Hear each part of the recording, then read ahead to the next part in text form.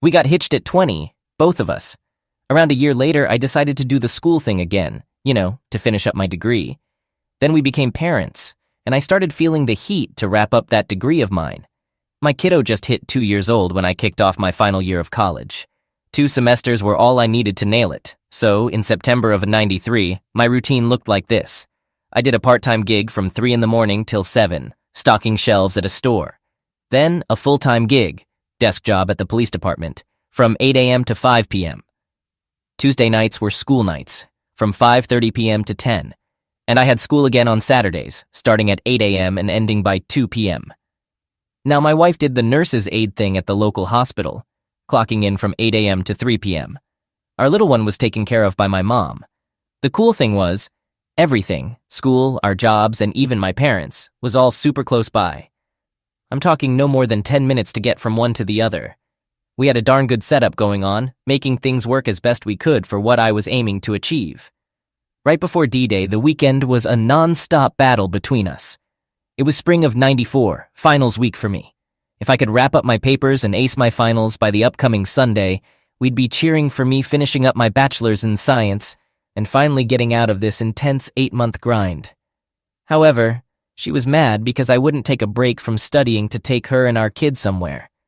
She'd been griping about my work and school for a while now, and it had gotten so bad that we hadn't been intimate for 2 months. On this specific Monday evening, I was double-checking a research paper I'd finished on Saturday, due on Tuesday evening, while she kept picking fights non-stop. Finally, I told her to shut up and quit acting childish. She stared at me and just blurted out, "I hate you and I'm in love with someone else." Bam, just like that. I was floored. We argued for about an hour until she spilled the beans about what went down earlier that day during her lunch break at work. Apparently, for the past 2 months, she'd been caught up in an emotional thing with a janitor at the hospital. Well, it all started with him giving her compliments and just being around whenever she turned her head. Then things went up a notch to them having lunch together in the cafeteria, and after that, they began having regular sessions of bad-mouthing me to him. About 2 weeks ago, they took these complaint sessions to the car. She later admitted that during that time, they kissed twice. But today, things escalated to a full-on makeout session. It ended with her giving him a hand job while he was doing some stuff with his fingers, and they both went on about how much they loved each other. When she spilled this to me, I practically disconnected from reality. I mean, it's like I left this world for a moment. Later, I'll delve into more details about what was going on in my head that night. But for now, let me share what my wife wrote about that exact moment. It was weird. When I told him about what we did, I was kind of ready for some sort of explosion.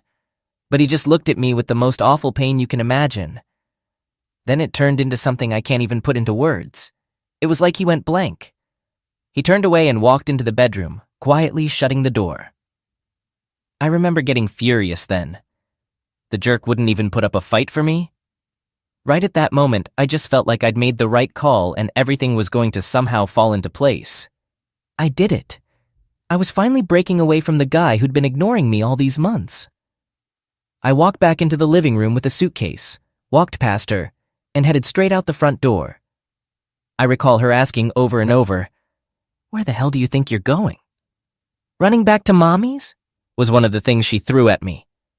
I set the suitcase down in the driveway, went back inside, grabbed her purse and held it out, telling her to leave. That caught her off guard. She refused. So I lifted her gently onto my shoulder, carried her out the door, and set her on the car hood. Her surprise gave me the chance to dart back inside and lock the door. She tried to get in, but I held onto the deadbolt, and eventually, she left to crash at her parents' place. She let them know we were separating but didn't say why. That was a hell of a night. I rang up both jobs to explain a family emergency had popped up, and I wouldn't be making it in the next day. At some point, I drifted off to sleep. Update. I woke up at 7 and right away started figuring out how to cut down on contact with my soon-to-be ex, STBX. I rang up my mom to ask her if she could look after my son. She was concerned since he'd usually be there by that time. Then I jotted down a list of things I needed to get done that day, and I got cracking on the list. First, I dropped off my son and let my mom know I'd have to sit down and have a good talk with her later. After that, I swung by the office of a lawyer friend of the family. He'd known my dad from way back, and I'd known him forever. I explained that I wanted to kick off the divorce process pronto. He heard me out and suggested I take some time to mull things over, but I was dead set. He said he could have the divorce papers done by the end of the day. I told him I'd come by to pick them up and then personally file them at the clerk's office. Handling stuff like this was kind of my gig at work with the PD. Next, I went and got new locks for the house and made a pit stop at the bank. I cleared out and closed both our savings and checking accounts. I took half the money, put it in an envelope, and swung by my sister-in-law's workplace. I handed her my wife's share of the cash. I told her to pass on the message to my wife. No contact with me whatsoever, and that money was her half from the bank. I also let her know I had gone ahead and canceled our only credit card. Back at my mom's place, I spilled everything to her. She and my younger sister cooked up a plan. My sis would hang at my house and take care of my son while I juggled work and school for the rest of the week. I headed home and swapped out the locks, spent the afternoon cleaning up and goofing around with my son, then headed off to school. Meanwhile, my wife decided to skip work that day. She got in touch with the janitor and laid out what had gone down. He was understanding and invited her over to his place that evening to escape the stress. I'll give you more scoop on this place in a bit. Long story short, she went over and hooked up with him. Here's what she wrote about that night. He passed out afterward. I recall being all hyped up at first, but during and after, it started to feel off. With him asleep, my mind started wandering. I thought about G, that's me, and how he had kind of pushed me into this. Made me go find someone else. I got up and left. On the drive home, memories of the first time G and I had sex came flooding back. We were each other's first. I totally lost it and just kept thinking about how disgusted I was with myself. Then I circled back to being mad at G all over again. It was like this twisted cycle. I just couldn't face up to how horribly messed up what I'd done was. I convinced myself it was his fault. Update. The day kicked off just like any other. I headed to work, then got back home, took a shower, and had breakfast with my son and sister. My wife gave me a ring, wanting to sort out plans to see our son. She had this arrogant and spiteful tone on the phone. I let her know I'd meet up on Sunday at 1 p.m. and she could hang with him at a nearby park. But she wasn't having it. She was gunning for a weekend with him. I shut that down.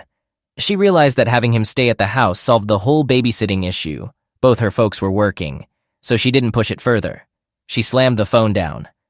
Off to work at the PD I went, and at my earliest chance, I swung by the clerk's office and got the divorce paperwork filed. Later in the day, a gal I knew there gave me a heads up that they were ready to head to the sheriff's office to get served. I called up a deputy I was familiar with and laid out the story, asking him to serve the papers to her while she was on the job. He agreed and said he'd do it the next day. Meanwhile, the STBX got back to work. Her janitor buddy swung by her spot and chatted her up throughout the day. Lunch wasn't doable that day, nor could they meet up in the evening. He claimed he had some commitment with one of his kids. He'd told my wife earlier on in the affair that he was divorced and had 3 kids. After work, she headed to her parents' place.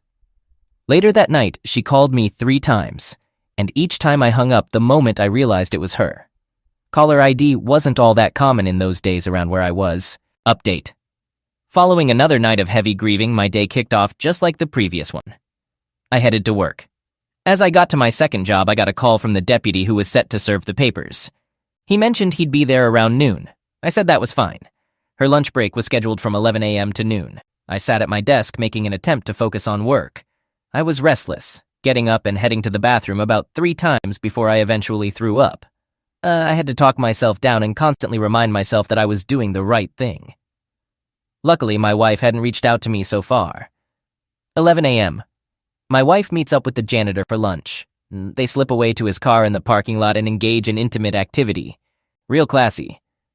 They clean up, return inside, and grab some food from the cafeteria for lunch.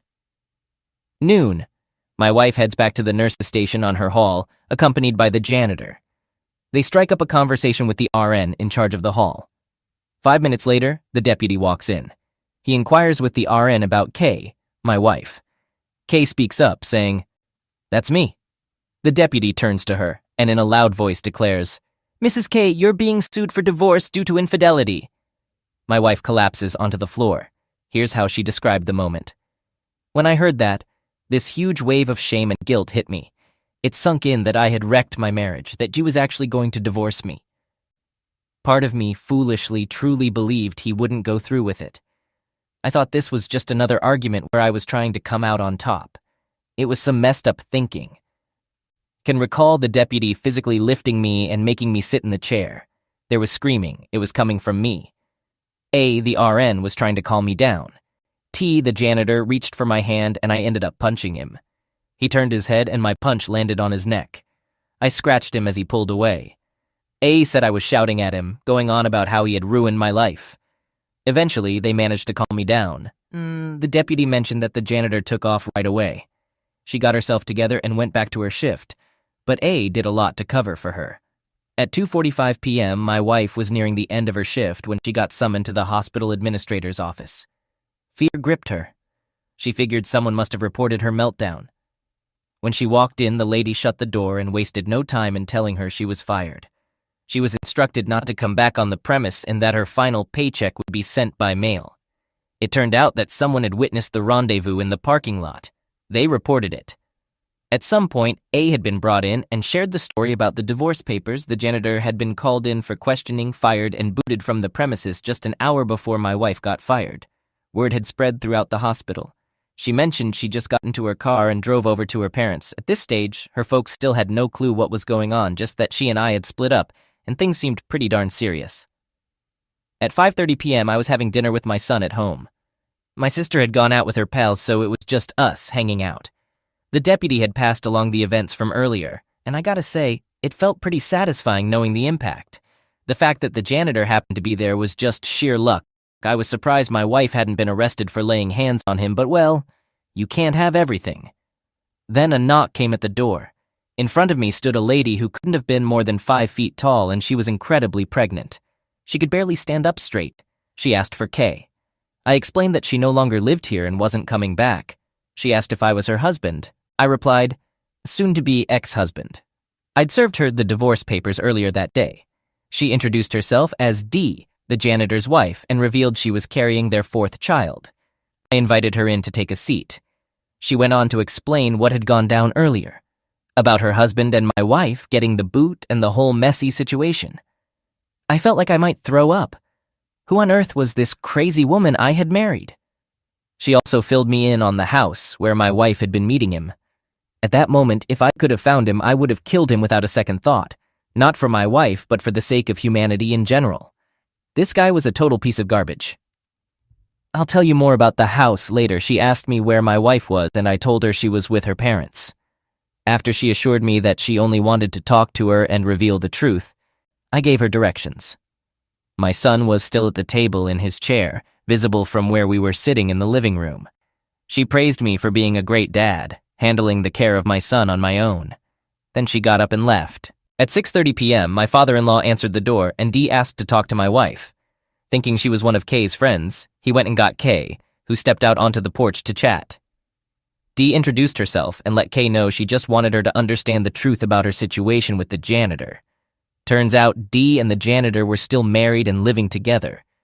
Dee was in the 8th month of pregnancy, expecting their 4th child. Kay was already upset, tears flowing, and she kept apologizing again and again. But things were about to get worse. You see, the janitor and another guy at the hospital, along with one of their buddies, were involved in a twisted game. Their goal was to see how many married women they could sleep with in just 90 days. Before my wife, the 3rd guy was in the lead with 3 conquests. My wife became the janitor's 3rd. Oh, and the night he supposedly had something going on with one of his kids, he was actually with a 4th woman. Dee revealed that this lady he was with had been married for 25 years, and Dee was planning to inform her husband next.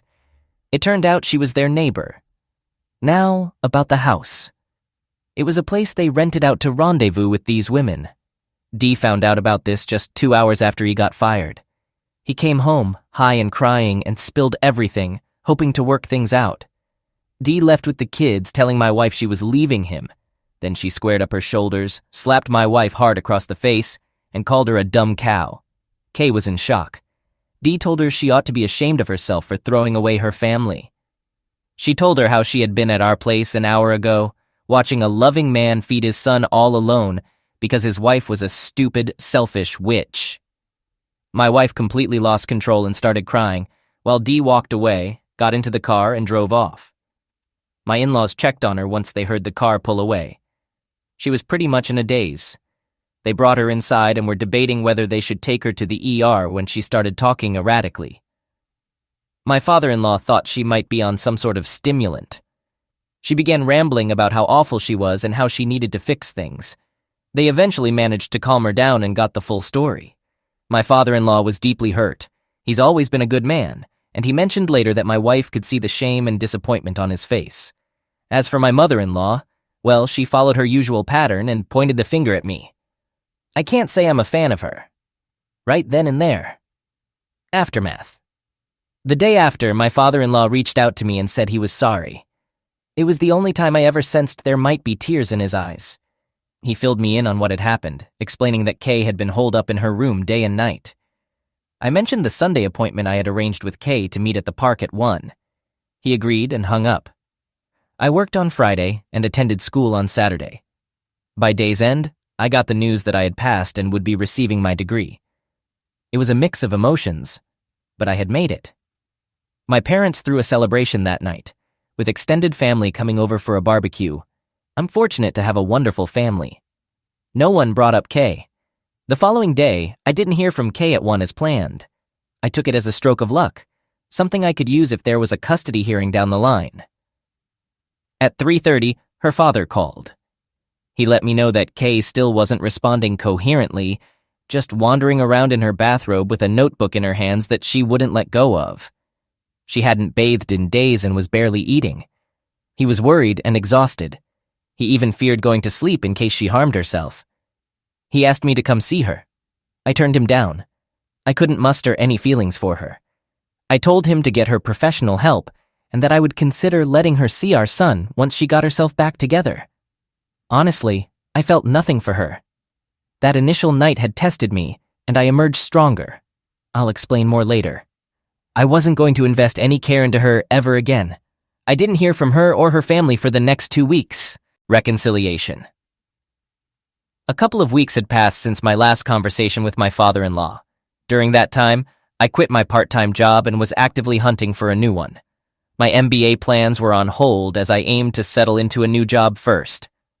My son had been asking about his mother, and all I could do was reassure him. The longer she took to reach out to see him, the better it could be for my chances of securing a favorable custody arrangement. I was at the PD, police department, when she called, asking to schedule a time to meet and see our son. I inquired if she had managed to compose herself enough not to frighten him, and she replied affirmatively. I arranged to meet her at 9 a.m. in the park on Saturday and requested that she bring her dad along. I didn't want to meet her alone, so my mother accompanied me. Upon seeing her, I felt confident that my decision to limit her contact to just 2 hours was the right one. She was in a bad state, noticeably thinner, no makeup, and smelling of ivory soap. None of those familiar feminine scents I associated with her. Later, I found out that her mother had bathed and dressed her. Kay wasn't fully functional yet. Our park meetings continued for about 3 weeks, and I eventually extended them to 4 hours, including Sundays. Her appearance improved each week, but I remained concerned about her mental well-being. Therefore, I refused to let our son stay overnight with her or see him alone. Eventually, my mother-in-law grew tired of this arrangement and decided to hire a lawyer to file for custody. Now, Kay hadn't signed the divorce papers yet, and I was all right with that. After 6 months, I could file for divorce through the court anyway. But the custody lawsuit infuriated me because she was aiming for full custody. I had already discussed with her father that I was open to eventually working toward a 50-50 custody split, but her mother threw that out the window. In response, I counteracted with a request for full custody based on her mental state. Honestly, I was itching for a confrontation. I was furious and needed a way to release that pent-up anger. This was the opportunity. On the day of the custody hearing, my lawyer informed me that her attorney had approached him with a request. Kay wanted to talk to me privately. I initially refused. He mentioned it might be an offer, so I relented, but insisted it should be in the hallway outside the courtroom, where both attorneys could witness it but not hear the conversation. They agreed. She began with small talk, asking about our son and how he was doing. I replied he was great and improving daily. She asked about my schooling, and I informed her I passed and would be graduating next week. She seemed pleased with that. Then she looked down and inquired if she could attend my graduation. I responded that my graduation was meant for my family and friends, and since she was neither, the answer was no. That hit her hard. Throughout most of our relationship, we had worked together diligently to achieve that goal. By saying no, I conveyed that she couldn't share in that accomplishment with me. She pleaded, but I held my ground and repeated my refusal. I added, "It's special to me. It didn't matter enough to you when you let someone treat you like garbage." I was truly turning into quite an asshole, fueled by the desire to hurt her. She welled up with tears, turned around, and walked back to her lawyer. The hearing got underway. I testified, nothing out of the ordinary. Then my mother-in-law stood up and blamed me for everything. She claimed I was seeing someone and driving my wife insane. No evidence of that, but truth was never her concern. She also alleged that I had assaulted my wife by grabbing and throwing her onto the car hood the night she left. Next was my wife's turn. Kay started responding to her attorney's questions, but stopped after the third one. She asked the judge if she could speak up. He suggested she confer with her attorney first, but she declined. He granted her permission. Here's what my wife wrote in her notebook. I remember feeling so sad as the hearing started. I listened to G presenting his side of the story and how he'd taken care of J, our son, all these weeks. I needed to make things right. Sitting there, I knew my mom was lying to shield me, but it was just one more lie on top of another. I'd had enough. I had to fix this. Kay then stated that she wanted to apologize to my parents, who were in the room. She also expressed remorse to her own parents. Looking at me, she acknowledged that I probably hated her more than anyone else right now. She admitted that everything that happened was her fault and that, at this point, she just wanted to salvage whatever was left of our shared history. Even if it was just to reach a point where I could look at her without disgust. Then she turned to the judge and expressed her desire to retract her claim, stating that she would accept any custody arrangement I deemed appropriate. I conferred with my attorney, and we proposed supervised 1-hour visits for 6 weeks, followed by weekends with him every other week, provided there were no issues. We adjourned. In hindsight, I think that's when I glimpsed a tiny hint of potential for us to be more civil to each other. Not a reconciliation, but at least a sense of mutual respect. The schedule worked well. By the 3rd week, our visitation time expanded to 3 or 4 hours, just the 3 of us, her, me, and our son. Although I wasn't exactly friendly, I relished observing my son enjoy his time with his mom. It was beneficial for them both. However, during the 5th visit, there was a negative incident. She unexpectedly hugged my right arm from behind while I was watching our son play. I panicked and yelled at her never to touch me again. She hugged our son and left in a hurry. The next week, we acted as if nothing happened, and she maintained her distance. Another month went by and we started discussing day-to-day matters more frequently. I had landed a new job with better pay, and she had begun nursing school. She started confiding in me that the janitor was persistently calling her and wouldn't leave her alone. She claimed she wanted to be honest with me in case I heard something. Apparently, she had asked him to stop bothering her, yet he still turned up at her parents' house one evening. Her father-in-law even threatened to harm him if he didn't back off. I told her I no longer cared who she was involved with. She insisted she wasn't sleeping with anyone and wouldn't until she was sure our family could never be repaired. I bluntly stated that it was never going to happen. 6 months after our separation, I brought up the matter of her signing the divorce papers. She refused. I reminded her that I didn't necessarily need her signature, but it would be easier if she complied. She proposed coming over to the house that night to discuss it. She offered to sign the papers that night if I still wanted a divorce. I agreed. When she arrived, she had these notebooks, those little black composition books that look like bound volumes. She told me she had begun jotting down thoughts the day after she received the divorce papers. She didn't exactly know why, but it seemed to provide some sort of solace. She told me she wrote down every single thing she could recall about what had occurred, delving into as much detail as she could muster. She wanted me to read it, but cautioned that it would hurt deeply. In those writings, she detailed her interactions with the janitor, what she said and did. I wasn't eager to go through it. She acknowledged the risk she was taking, but she felt the need to help me understand why she was so determined to salvage our marriage. Reluctantly, I read it. She was right. It was tough. The physical aspect wasn't explicitly described, but the way she discussed me and our marriage in front of him, that cut to the bone. The account I read that night also chronicled her emotional breakdown. The writing was chaotic and disordered. Yet, each day it improved bit by bit. Eventually, she started dissecting her actions and words, using it as her own form of therapy. One amusing part was when she recounted a bizarre notion she had, believing it would miraculously set things right. You see, she remembered she hadn't orgasmed with the guy, not even once. In her mind, if she didn't climax, then it meant she didn't derive any pleasure from it. Therefore, she had done nothing wrong, and I should take her back. She clung to that idea until she shared it with her dad, much to his discomfort, and he pointed out that it didn't work that way. Although reading her account didn't alter my decision, it did alarm me. I still had concerns about her mental state. Only after reading what she had written during those 2 weeks did I fully grasp the fragility of her mind. I agreed to give it more time, partly out of apprehension. This newfound courage in her led her to urge me to write to her. Sit down, put together a letter or something detailing what had occurred. She believed it would give her insights into how to support me better. I considered this proposal. I recognized I was still in a messed up state, but maybe it could aid me in moving forward and perhaps maintaining some form of a healthy relationship later on. What she called her writing therapy gradually transformed into our method. We committed to meeting twice a week.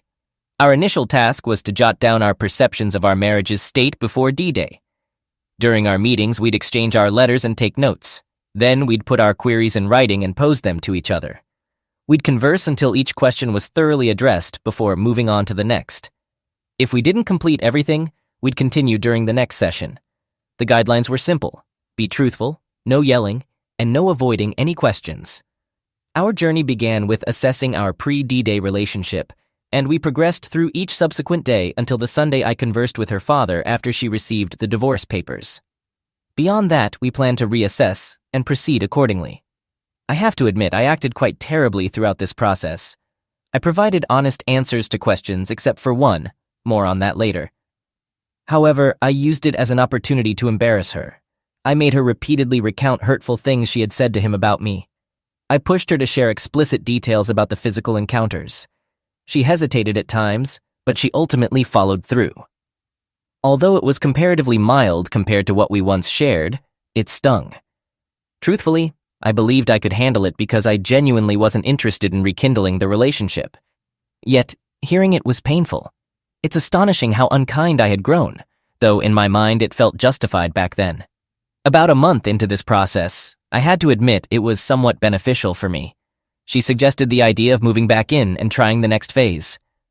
I declined. She pleaded and presented a compelling case, but I stood firm.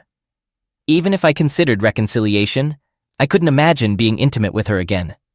She understood and even proposed that I could seek outside companionship while she remained faithful. That's not something I would be comfortable with, so I declined.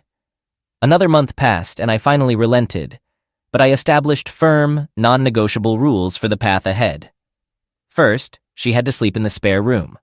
Second, absolutely no physical contact whatsoever. Third, she kept her money in her checking account, but I handled her banking and provided her with checks for bills, rent for the room, expenses, and some spending money. This was because she had given the janitor $300 from our savings account a week before D-Day. Also, I thought she might say no and not move in. Fourth, her mother wasn't allowed into my home unless we decided to reconcile. I was still mad at her. Still am a bit. Fifth, all previous custody agreements would automatically resume if we didn't reconcile. Sixth, if I started seeing someone else, she had a week to find another place to stay. She agreed and moved back in.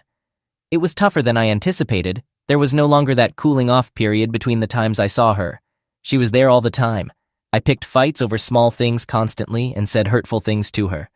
I wanted her out almost as soon as she moved back in. I needed a solution, so we started having what we called Thursday night fight night. This came from our meetings where we were writing things down. Every Thursday night after our child was asleep, we'd sit in the living room and discuss ongoing issues or arguments. They had to be resolved on Thursday night before going to bed and couldn't be carried forward. We actually still have a version of this today. It evolved into simply asking during dinner if there's anything we need to discuss that night. The kids never knew where it originated or what it was. I was still being difficult. I threw her affair in her face at every opportunity. She handled it calmly and never engaged when it escalated to that point. I'd say I was emotionally abusive towards her. However, she was strong. She believed we were meant to be together, and that since she had wrecked our lives, she had to rebuild it on her own until I saw things her way and joined her. She was dedicated to giving me the time I needed. 6 months after she moved back in, I had my own breakthrough.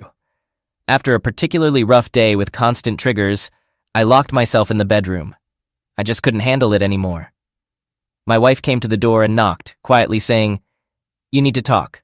I'll be out here whenever you're ready." I heard her slide down the door, sit on the floor, and lean against it. She stayed there for an hour. It was nearly midnight when I finally opened the door. She asked if she could come in, and I said no, suggesting we go to her room. We sat, she on the bed, me in a chair, and I finally opened up about what happened after I asked her to leave on the night I learned about the affair. Let's rewind to the evening of D-Day. After she drove away, I spent a lot of time in my son's room, just watching him sleep. I went to my desk, grabbed the checkbook and bill ledger, and took them, along with a copy of the life insurance policy, placing them in plain view on the kitchen table. I took a shower and then entered the bedroom, retrieving my piece from the closet shelf and placing it on the bed. I dressed in jeans, a button-down shirt, and even tucked in my shirt tail. I combed my hair and sat on the bed, holding the barrel of the piece in my mouth. I tasted the oil on it, which I had strangely fixated on.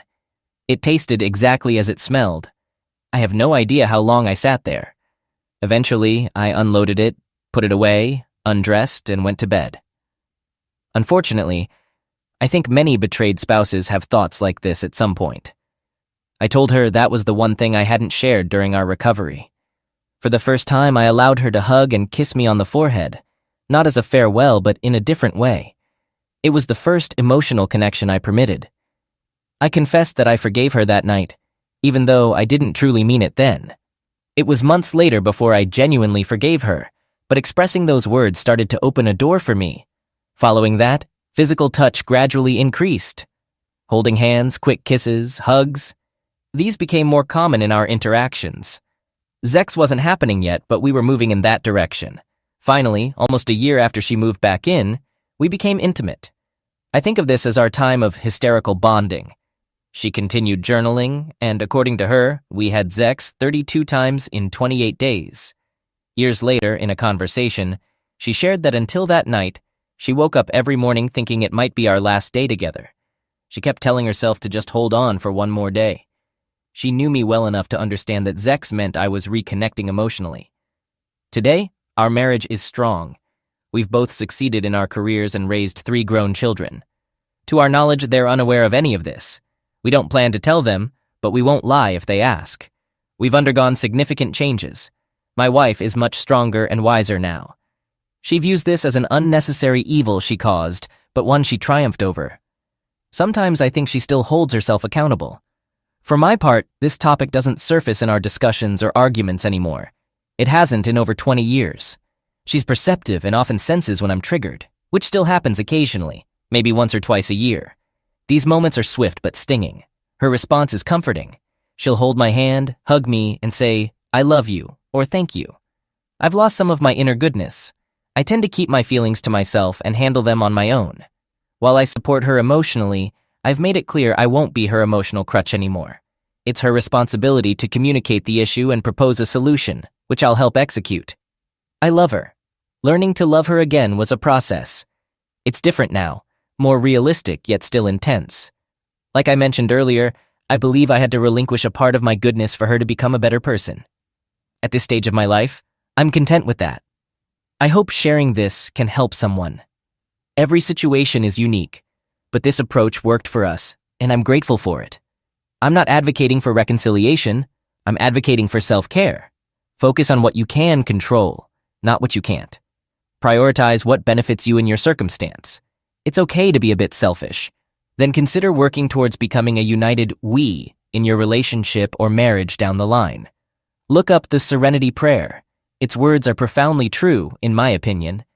And remember, this forum showcases the darkest days of our lives and marriages. Despite this tragedy, we've created numerous joyful memories that far outweigh it. I wish you all the best on this journey. You can come out victorious on the other side of pain if you invest effort in yourself. Update. It's pretty unbelievable how long ago I posted this. I took a break from this account because I got a lot of negative comments privately from people strongly against reconciliation. I understand where they're coming from. Many who reached out for advice after my post were quickly told that I don't really recommend reconciliation. It's tough, it's challenging, it's painful. But if you can make it work under the right circumstances, it has its own rewards. I just wanted to update everyone that we're still married. We've now become grandparents, and if you've experienced that, you know it's a different kind of love altogether. My wife is partially retired now and does PRN work, meaning she works when needed and when she wants to. I'm still working full-time, but we managed to find plenty of time for traveling. I can't recall the last time I had a trigger, maybe around 3 years ago. It happened because our oldest child found out about my wife's affair through a spiteful relative who leads a rather lonely life. My wife handled the situation with grace and humility, and it seemed to impact me in a way that finally allowed me to move on completely. She apologized for the pain she caused me, and we both agreed that it was in the past, and if our child had any issues with it, we'd support him. But we also cautioned that ultimately, it was a matter between us and fell under the category of our business. Thankfully, it doesn't seem to have negatively affected their relationship, although she was quite embarrassed about it. That's about all there is to share. To all of you experiencing this painful journey, we wish you the best. Update 6 years later. Got some sad news to share about me and my family. Just 3 weeks ago, my former wayward wife, passed away. She fought colon cancer for half a year and eventually left us with all of us there, right by her side in the home we built 4 years ago, the place we had planned to enjoy our retirement in. It's tough to explain the loss. It's like nothing I've ever felt before, even comparing it to the pain we all felt as betrayed loved ones in this community. In the years after our reconciliation, she spent her time making amends for the hurt she caused, and she succeeded in a big way. I really miss her, and our kids do too. But the thing is, I'm still here for a reason. In her final days, she wrote a letter to me. She asked our pastor to give it to me after the funeral when he thought it was right. I read it 3 days back. And there's a part from that letter that I want to share with all of you who have read our story and found something good in it. It shows how important it is for both the betrayed to forgive and for those who messed up to face the consequences of their betrayal even when they're truly sorry. Right now, I'm in a lot of physical pain, as you know, but my faith helps me see what's ahead, and the pain gets a bit lighter. Pain can make you turn inward. In these past weeks, I've been doing a lot of soul searching. Sometimes I feel like I deserve the pain because of what I did to you, what I did to us, so many years ago. But then you lift me up and help me sit in my chair, you feed me, you bathe me, you hold my hand. You play your guitar while I lose myself in memories. It's clear to me now that this pain is a gift. It's letting me experience the purest form of love, your real forgiveness for what I did. Because only true love and forgiveness show in your actions as you care for me. I love you so much.